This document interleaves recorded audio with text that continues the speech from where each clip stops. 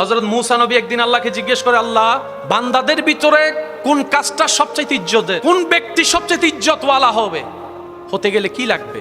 আল্লাহ তাআলা বললেন, আমার বান্দাদের ভিতরে আমি আল্লাহ তাকে সবচেয়ে বেশি ইজ্জত দান করি যে ক্ষমতা থাকার পরও প্রতিশোধ না নিয়ে আমি রবের জন্য ক্ষমা করে দেয়। যার গালি দেওয়ার ক্ষমতা থাকার পরও হজম করে ফেলে, দেয় না। মারার ক্ষমতা থাকার পরও মারে না, যা বাদ দিলাম, তুই আমার কাছে অপরাধ করেছিস একটা, আমার কাছে তোর অপরাধ একটা, আমি একটার জন্য যে রাগ দেখাচ্ছি, আমার হাজার অপরাধ তো আমার আল্লাহর কাছে জমা আছে, জানা আছে। আমি যদি তোকে মাফ করতে না পারি, আমি সব রবের কাছে মাফ চাইবো কোন মুখে? যা, আমি তোকে মাফ করে দিলাম, ভাই হিসেবে না, আমার রবের বান্দা হিসেবে মাফ করে দিলাম। রব বলে যে মাফ করা তো আমার শান, তুই কেন মাফ করলি?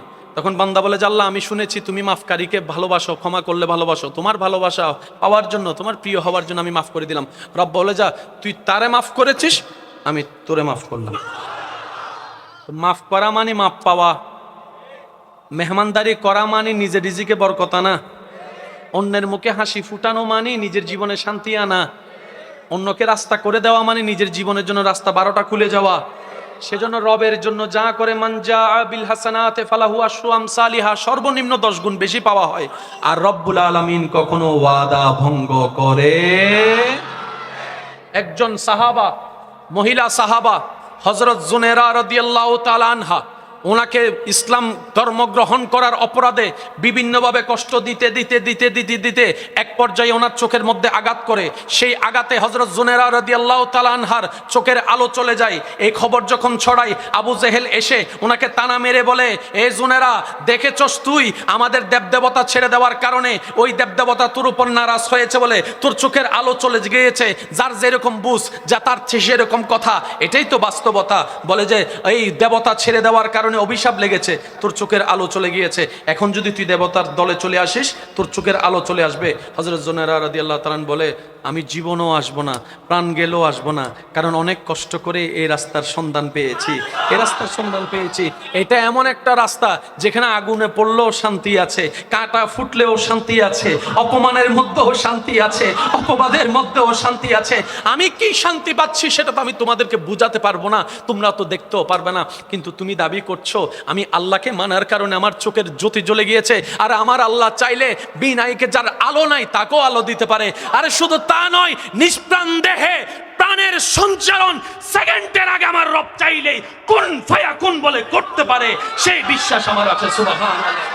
যখন এইরকম তর্ক বিতর্ক চলতে আছে, আবু জাহেল তার বাসা বক্তব্য দিতে আছে, জুনেরা রাদিয়াল্লাহু তাআলা আনহাকে অপমান করতে আছে, শেষ পর্যন্ত জুনেরা রাদিয়াল্লাহু তাআলা আনহা আল্লাহর দরবারে বললেন, আল্লাহ, তুমি যতদিন চেয়েছো চোখের আলো ছিল, তুমি চাওনে চোখের আলো চলে গিয়েছে, আমার কোনো আপত্তি নাই, আমি এটাতে রাজি আছি, কারণ আমার দেখাটাও তোমার হুকুম, আমার না দেখাটাও তোমার হুকুম।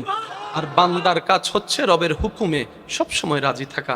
আল্লাহ, আমি আমার জায়গা থেকে সন্তুষ্ট, কিন্তু এখানে আল্লাহ একটু ঘটনা ঘটেছে, ওদের দাবি দেবতা আমাকে অভিশাপ দিয়েছে, আজকে যদি আমি অন্ধই থাকি ওদের কথা সত্য হয়ে যাবে। আল্লাহ, ওরা তোমার শানের ব্যাপারে ইজ্জতের ব্যাপারে প্রশ্ন তুলেছে। আল্লাহ, ওরা তোমার নবীকে মিথ্যা প্রমাণিত করতে চাচ্ছে আমার চোখের আলো চলে যাওয়ার কারণে। আল্লাহ, আমি জুনেরার জন্য আলো চাই না, তোমার ইজ্জতের খাতিরে, তোমার হাবিবের ইজ্জতের খাতিরে আমার চোখের আলো ফেরত দাও, আমার চোখের আলো আমাকে দাও, আমার চোখের আলো আমাকে দাও, আমি যেন জগৎকে দেখাইতে পারি রবের প্রেমিক কখনো অন্ধ হয় না, অন্ধ হয় না, নবীর প্রেমিক কখনো লসে থাকে না, লসে থাকে না। আল্লাহ, তুমি দয়া করো। কান্না করতে করতে ঘুমাই গেলেন, চোখ খুলে দেখে জুনেরা রাদিয়াল্লাহু তাআলা আনহা আবার আগের মতো শুনে সব দেখতে পাচ্ছেন।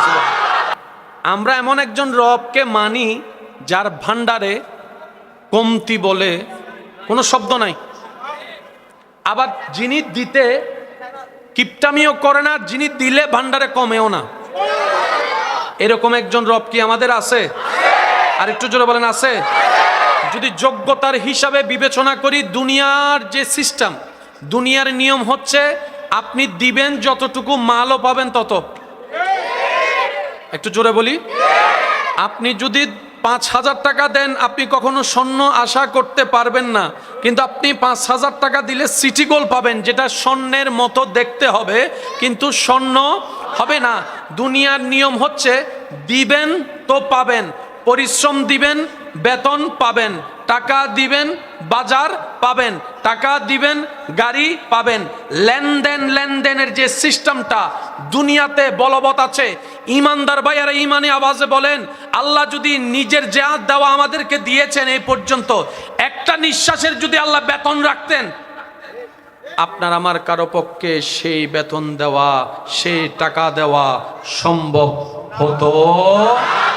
আল্লাহ যদি বলতেন 10 ওয়াক্ত নামাজ বুঝাই দিলে একটা নিঃশ্বাস নেওয়ার সুযোগ দিব, আপনার আমার অস্তিত্ব থাকতো না। রব্বুল আলামিন যদি বলতেন তুমি 50 ওয়াক্ত নামাজ আমাকে বুঝাই দিলে আমি ফজরের নাস্তা দিব, আপনার আমার অস্তিত্ব থাকতো না। কি আমাদের সৌভাগ্য, কি আমাদের কপাল, এমন একজন মহান রবের শানওয়ালা রবের বান্দার খাতায় আপনার আমার নাম লেখা, যার দয়ার কোনো সীমানা নাই, যার করুণার কোনো কমতি নাই। তিনি এমন দয়াবান, নামাজ না পড়লো ঘুম থেকে ওঠার আগে নাস্তার ব্যবস্থা করে দেন। দয়ার কোনো কমতি। রব্বুল আলামিন আমাদের থেকে নেন তারপরও দেন, বিষয়টা তা না, কিন্তু তিনি খুশি হন আমার বান্দায় যদি নিজে থেকে আমাকে দেয়। দিয়েছেন, দিচ্ছেন, দিবেন, তিনি হচ্ছেন রহমান। মা বাবাও দেওয়ার আগে স্বার্থ পাবে, আমি তোরে ছোটবেলায় খাওয়াচ্ছি, আমি যখন বুড়া হব তুই আমারে খাওয়াইস। শুনতে খারাপ লাগলো, এটাই বাস্তব।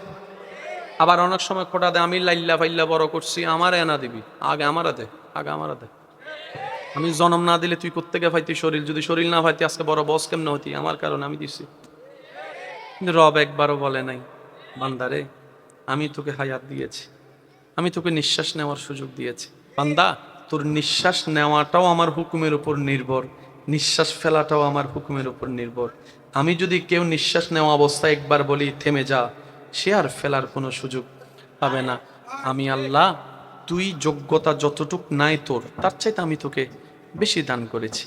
বান্দা দুনিয়াতে একটা চোখ কিনতে যা, তোর জায়গা সম্পত্তি সব বিক্রি করে ফেলতে হবে, তারপরও বরাবর চোখ তুই পাবি না, কিন্তু আমি রবকে দেখ ফিরি ফিরি 2টা চোখ তোকে দান করে দিয়েছি।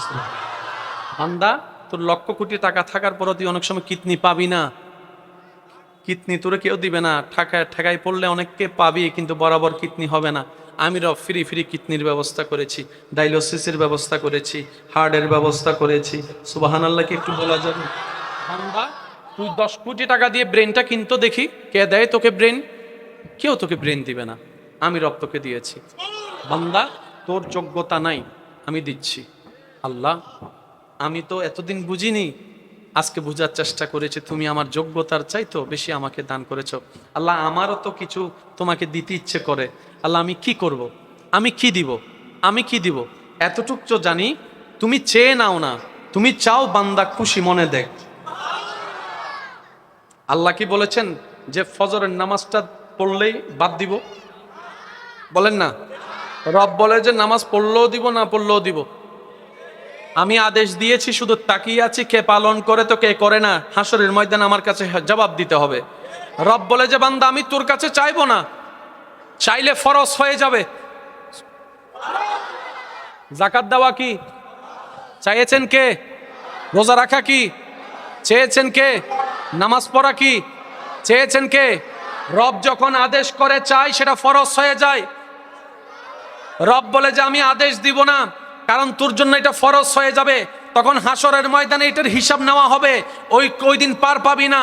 আমি রব চাই আমার বান্দা আমি যেরকম বিনা কারণে খুশি হয়ে দিয়েছি, তুই আমার জন্য খুশি করে কর, খুশি করে কর, মন থেকে কর। বান্দা বেশি না, অল্প করে কর, মন থেকে কর। বান্দা বলে যে আল্লাহ তুমি আমাকে না চাইতে এত কিছু দিয়েছ, আমারও তো কিছু দিতে ইচ্ছে করে, আমারও তো কিছু করতে ইচ্ছে করে। রব বলে যে তাইলে একটা কাজ কর, শুকরিয়া কর। আর একটু জোরে, এবার একটু যে দুনিয়াবি সিস্টেমটা একটু আমরা বোঝার চেষ্টা করব। দিয়েছেন পেয়েছেন, লেনদেন বলে না, লেনদেন। দিয়েছেন পেয়েছেন, লেনদেন। বেশি থেকে বেশি আসসালামু আলাইকুম, ওয়ালাইকুম সালাম, ভাই দেখা হবে, ফিয়ামানিল্লাহ, শেষ। রব আপনাকে খাবার দিয়েছেন, যদি এখানে লেনদেন শব্দটা মানায় না, বোঝার জন্য বলছি। আপনি শুকরিয়া দিয়েছেন, একটা জিনিসের হয়েছে তো দিয়েছেন, আপনিও দিয়েছেন।